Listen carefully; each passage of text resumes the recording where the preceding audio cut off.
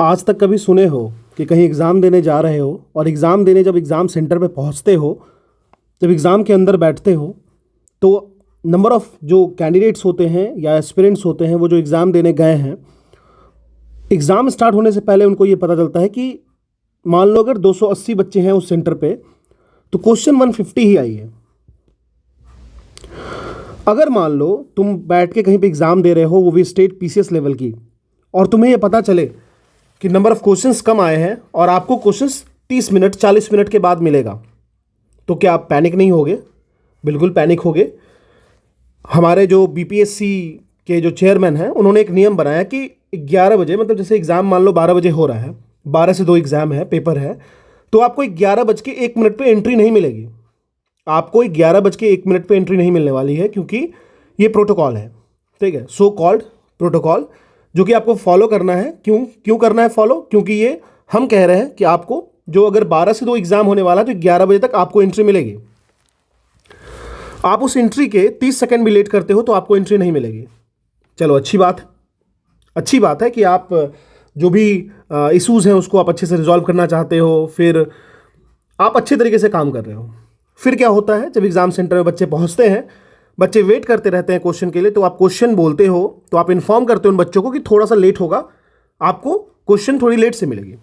चलिए ठीक है, क्वेश्चन लेट से मिलेगी ये भी चलेगा, 10 मिनट लेट होगा तो we will compensate the time, ये आपने कहा, लेकिन इसका कोई प्रूफ नहीं होता। नॉर्मली बिहार और यूपी जैसे एग्जाम में इसको पूरा नहीं किया जाता है। फिर क्या होता है, फिर क्वेश्चन धीरे धीरे वेट करते करते स्टूडेंट्स आधे घंटे वेट कर लेते हैं। अब एक बात मुझे बताओ, अगर आप भी उसके जगह पे होगे जो एग्जाम देने गए हैं बीपीएससी की, जो कि लगभग 2 साल से तैयारी कर रहे हैं, रिग्रेस तैयारी के साथ साथ पेपर लीक, तैयारी के साथ साथ क्वेश्चन इधर उधर, तैयारी के साथ क्वेश्चन गलत फ्रेम, आंसर्स गलत निकालना, बहुत सारे इतने सारे हैं, फिर करप्शंस हैं, चेयरमैन अलग तरीके की विचार रखते हैं, एस्पिरेंट्स अलग तरीके की सोचते हैं, बहुत सारे कोचिंग इंस्टीट्यूट अलग तरीके से जुगाड़ में रहते हैं। इतना सब होने के बाद पैनिक नहीं होंगे बच्चे? बिल्कुल होंगे, और हुए भी। जब वो पैनिक हो गए और जब वो अपनी बात को उठाने लगे, पूछने लगे कि मेरे क्वेश्चन कहाँ है, मेरे पास ओएमआर शीट नहीं है, और एग्ज़ाम आधे घंटे डिले हो चुका है, एग्ज़ाम आधे घंटे डिले हो गया है, और जब वो क्वेश्चन देखने गए, तो क्वेश्चन देख रहे हैं कि वो जो बंडल है वो खुला पड़ा है, उसके साथ साथ क्वेश्चंस की सीट भी फटी पड़ी है। क्वेश्चंस तो कोई भी करेगा, क्योंकि आपने ही प्रोटोकॉल निकाला, आपने ही वो नियम निकाला कि जो भी बच्चे होंगे उनके सामने जो पेपर्स होंगे उनको खोला जाएगा, उनके सामने उस पैकेट को खोला जाएगा। लेकिन ऐसा नहीं हुआ, तो वो क्वेश्चंस करेंगे ही करेंगे। जब वो क्वेश्चन किए, फिर वो जब निकल के बाहर की ओर आए, और बहुत सारे क्वेश्चन, इवन क्वेश्चंस की बंडल्स भी हाथ में मैं आपको अभी दिखाता हूं, तो आप उनको कह दिए कि ये सारे के सारे जो बच्चे हैं उनका इंटेंशन नहीं था एग्ज़ाम देने का। मतलब सेंटर आपने डिसाइड किया है कि XYZ बच्चे जो होंगे वो पटना के इस सेंटर पे एग्ज़ाम देंगे। लगभग 12,000 बच्चे थे वहाँ पे, उन 12,000 बच्चों का सेंटर आपने डिसाइड किया, और अब आप ये बता रहे हो कि ये जो बच्चे थे वो सेट थे, मतलब ये जो बच्चे थे वो उपद्रवी थे, ये जो बच्चे थे वो टेररिस्ट थे। टेररिस्ट ही कहना हो गया ना, कि जब कोई चीज़ अगर आप उसको फ्रेम करके कर रहे हो, कोई चीज़ आप पहले से प्री प्लान कर रहे हो कि पेपर जाके हम वहाँ पे उपद्रव करेंगे, तो you can directly call them terrorist. ठीक है, फिर क्या हुआ, वो बच्चे बाहर निकले, डरे हुए थे, साल भर की मेहनत थी, 2 साल की मेहनत थी, कितने मेहनत करते हैं, कर्ज लेके पढ़ते हैं बहुत सारे। और मैं क्या बताऊं, मतलब मैं खुद बिहार का हूं, मुझे पता है कि किस लेवल पे बच्चे पढ़ते हैं। ठीक है, कभी पटना के हॉस्टल में जाके पता करो, आपको पता चल जाएगा। घर से चावल दाल आया तो खाना बना, नहीं तो वो भी नहीं बनता है, फॉर्म भरने तक को पैसे नहीं होते हैं। इतनी ज़्यादा इनसेंसिटिविटी। जब फॉर्म भरने की बात आई तो लगभग 60-70 के बच्चे फॉर्म नहीं भर पाए। तो चेयरमैन का ये कहना है कि चेयरमैन का सीधा सा ये कहना होता है कि ये जो फॉर्म नहीं भरे वो बच्चे जो थे वो सीरियस नहीं थे, those they are not the serious candidates, तभी फॉर्म नहीं भर पाए वो। मतलब आपकी सर्वर डाउन हुई, आपका ओटीपी नहीं आ रहा था, ये आपने एक्सेप्ट किया कि हाँ ओटीपी का इशू है, आपकी वीडियो प्रूफ है, लेकिन आपने उसको एक्सेप्ट नहीं किया। बोले कि वो 60-70,000 जो बच्चे हैं वो 2-4, आपका कहने का क्या तरीका होता है, 2-4 बच्चे के लिए हम लोग 4 लाख बच्चों का दिक्कत नहीं देंगे। अरे महाशय, एक बात मुझे बताइए आप, ये अगर 70,000 बच्चे फॉर्म भर देते तो क्या वो 4 लाख के बच्चों के साथ अन्याय हो जाता? ये कौन सी बड़ी बात हो गई? आपके पास ये कॉमन बेसिक सेंस नहीं है। अब आप क्या कर रहे हो, अब आप चेरी पिकिंग कर रहे हो। कैसे कर रहे हो? जो बच्चे जिन्होंने इस बात पे अपनी बात को रखा है, उसको आप क्या कर रहे हो, उसको आप टारगेट कर रहे हो और कह रहे हो कि उनको स्पॉट किया जाएगा जिन्होंने इस बात पे रिवोल्ट किया, और उनको हम लोग उन पे हम लोग मर्डर केस करेंगे, उन पे हम लोग बहुत सारी जो इंडियन पिनल कोड है या फिर उससे उस पे हम लोग वो चलाएंगे। अब आप एक बात मुझे बताओ, अगर आप ऐसा कर रहे हो तो आप तो डरा रहे हो उनको, जो आपने पहले भी किया। चलिए मैं आपको कुछ वीडियोस दिखाता हूं, then we will move further for this topic.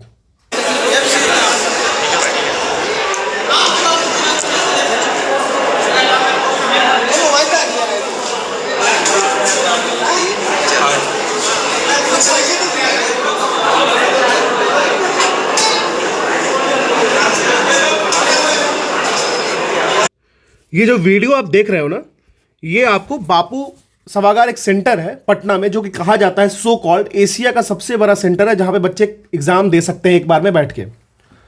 ठीक है, जो कि एक तो पहली बात कि ये गवर्नमेंट की अगर सेंटर है तो इसमें प्राइवेट कोचिंग्स को भी आप देते हो टेस्ट कंडक्ट करवाने के लिए, पहली चीज़। दूसरी चीज़ ये है, जब आपने उनको दिया कंडक्ट करवाने को तो वो ईजिली कंडक्ट करवा के निकल गए, लेकिन आप कंडक्ट नहीं करवा पाए। ये एग्जाम हो रहा है और यहाँ पे बच्चे ओपनली इधर से उधर घूम रहे हैं और एक दूसरे से देख करके पूछ रहे हैं। बहुत सारे बच्चे खाली भी हैं, बहुत सारे बच्चे हैं भी नहीं। ठीक है, तो आप खुद डिसाइड कर लो कि इसमें क्या चल रहा है। अब देखो, ये है हमारे डीएम साहब, डीएम ऑफ पटना, समझ रहे हो, डिस्ट्रिक्ट मजिस्ट्रेट है पटना के, चंद्रशेखर जी शायद, अगर मैं इनका नाम सही से जानता हूं। वैसे मैं जानना नहीं चाहता हूं, even though I am not in front of him, I am nothing. लेकिन ये जो है ना, ये बहुत ही बड़े, मतलब कहते हैं ना कि जिसको ब्यूरोक्रेसी की एक हनक होती है, ये इनके पास है। अब ये देखो, आप खुद देखना, ये कैसे थप्पड़ चला रहे हैं बच्चे पे। और ये जिस पे थप्पड़ चला रहे हैं ना, वो कोई ऐसे जैसे कह देते हैं ना कि कोई रास्ते चलते हुए कोई झगड़ लिया, या फिर रास्ते चलते हुए कोई बहस कर लिया, कुछ गलत कह दिया, किसी को छेड़ दिया, वैसे थप्पड़ मार रहे हैं। लेकिन ये बच्चा आया था अपना एग्जाम देने के लिए, इसका खुद का एग्जाम था, इसका पेपर नहीं मिला इसको, ये बहुत ही ज़्यादा परेशान हो गया, ये रोड पे निकल गया, क्वेश्चंस बुकलेट फटा पड़ा था, ये रोड पे निकल गया, उसके बाद आप उस पर थप्पड़ चलवा दे रहे हो और कहते हो। देखो, ब्यूरोक्रेट जो होते हैं ना, उनके पास कीवर्ड्स होते हैं, हल्के बल का प्रयोग कर दिए हम। जैसे वो कहते हैं ना, जैसे बीपीएससी के चेयरमैन सो कॉल्ड, वो क्या कहते हैं, वो कहते हैं कि चंद बच्चों के लिए, मतलब 80,000 बच्चों ने फॉर्म नहीं डाला, उनके लिए कहते हैं वो चंद बच्चों के लिए हम नहीं देखेंगे। अभी क्या कह रहे हैं, जैसे 12,000 बच्चों का सीट था, 5,000 बच्चे ने फॉर्म सबमिट किया, 6-7 हज़ार बच्चों ने नहीं किया। मतलब वो ओएमआर लेकर के, जो ओएमआर सीट होती है और क्वेश्चन के साथ, वो जहां जहां से आए थे वहां चले गए। उनको क्वेश्चन भी नहीं मिला, उनको पेपर भी नहीं मिला, वो पेपर दिए भी नहीं। अब वो कह रहे हैं कि 4 बच्चों के लिए, मतलब वो 7,000 बच्चों को 4 बच्चे कहते हैं। ठीक है, कोई कोर्ट कुछ भी नहीं, उनके सामने कोई कुछ भी नहीं है। गवर्नमेंट तो क्या कर रही है उनके लिए, वो आप देख ही रहे हो। ये हुआ, आप देखते चलो और क्या क्या इनमें जो चीज़ें हैं वो मैं आपको बताता हूँ। अब आप ये कह सकते हो कि हो सकता है कि बच्चे अगर उपद्रवी होंगे या फिर कुछ चीज़ों को वो खुद से फॉर्मुलेट किए होंगे, तो अब आप सुन ले ये जो एस्पिरेंट है उसके खुद की बात, जो उसी सेंटर पे एग्जाम दे रही थी।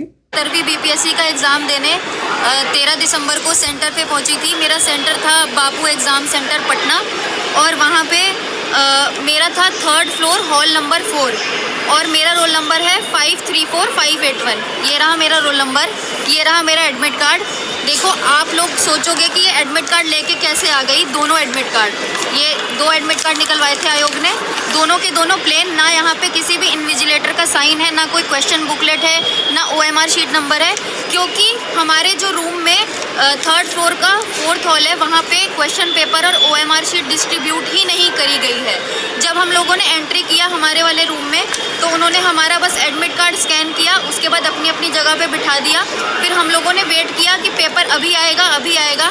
12:05 हुए, 10 हुए, 15 हुए, फिर 12:30 बज गए, फिर अभी तक कोई भी पेपर नहीं आया है। उसके बाद हमने इन्विजिलेटर जो वहाँ पे थे, एग्जामिनर, उनसे पूछा कि क्वेश्चन पेपर आप लोग मतलब कब तक आएगा। उन्होंने बोला वेट करो, अभी आ जाएगा, अभी किसी दिक्कत से मतलब रास्ते में आया नहीं है। और बाद में ये पता चला कि बाकी रूम्स में एग्ज़ाम हो रहा था और 12 बजे, इवन 12 बजे से पहले ही क्वेश्चन बुकलेट आ चुकी थी और वहाँ पे एग्ज़ाम चल रहा था। और दूसरी चीज़ ये है कि हमने फिर वेट किया कि क्वेश्चन पेपर अब डिस्ट्रीब्यूट करेंगे, किसी वजह से डिले हो गया होगा, लेकिन फिर भी क्वेश्चन पेपर आ गए, लेकिन उन्होंने संदूक में पैक को रखे हुए थे, उसको डिस्ट्रीब्यूट नहीं किया। हम लोगों ने जब डिमांड करी कि हमें क्वेश्चन पेपर दिखा, मतलब अलॉट करो, डिस्ट्रीब्यूट करो, तो उन्होंने ये बोला कि अभी आयोग पे हमने जो है इन्फॉर्मेशन भेजी है और उनसे पूछा है कि हमें डिस्ट्रीब्यूट करना चाहिए या नहीं करना चाहिए। जब आयोग से जो है रिस्पॉन्स आएगा तभी हम डिस्ट्रीब्यूट करेंगे। फिर हम लोग वेट करते रहे 12 बजे से लेकर इवन 11 बजे से, 11 बजे के बाद तो एंट्री नहीं थी, 11 बजे से लेकर 2:30 बजे तक हम लोग उसी रूम में रहे और कोई भी क्वेश्चन पेपर डिस्ट्रीब्यूट नहीं हुआ है। मैं जैसे गई थी वैसे ही मैं अपना जो है एडमिट कार्ड लेके आ रही हूँ। और इतना पेन हो रहा है इस टाइम पर कि हम लोग 3-3, 4-4 साल से जो है बीपीएससी की प्रिपरेशन कर रहे हैं। और मैंने 68 का भी मेंस दिया था बीपीएससी का, और बस मैं बिना क्वेश्चन पेपर देखे ही आ गई। मैं दिल्ली से गई थी ट्रैवल करके, मैं वापस अभी दिल्ली आ रही हूँ और अभी भी मेट्रो में हूँ, अभी घर नहीं पहुँची हूँ। और ये पेपर डिस्ट्रीब्यूट ना हुआ हो तो मैं आपको सीधा सीधा प्रूफ देती हूँ। आप एक काम करो, ये मेरा रोल नंबर है 534581, और आप थर्ड फ्लोर और 4th हॉल नंबर में बापू एग्ज़ाम सेंटर में आप जाके उसकी सीसीटीवी फुटेज निकलवाओ। अगर उसमें दिख जाए कि किसी एक भी बच्चे को क्वेश्चन बुकलेट दिया है तो मैं बिल्कुल आपसे मतलब एग्री करूँगी और मैं रख दूँगी कि ठीक है, मैं ही गलत है, हम ही बच्चे गलत है, डिस्ट्रीब्यूट हुआ था, हमने पेपर नहीं दिया है। बट यहाँ पे पूरी मतलब बच्चे डायरेक्टली प्रूव कर रहे हैं कि ऐसा हो रहा है, हमारा ऐसा हुआ है मेरे साथ। क्वेश्चन मुझे 2:30 बजे तक नहीं मिला विद प्रूफ, लेकिन ये चेयरमैन साहब कह रहे हैं कि 5-10 मिनट की दिक्कत थी, 2-4 बच्चों के साथ ऐसा हुआ है।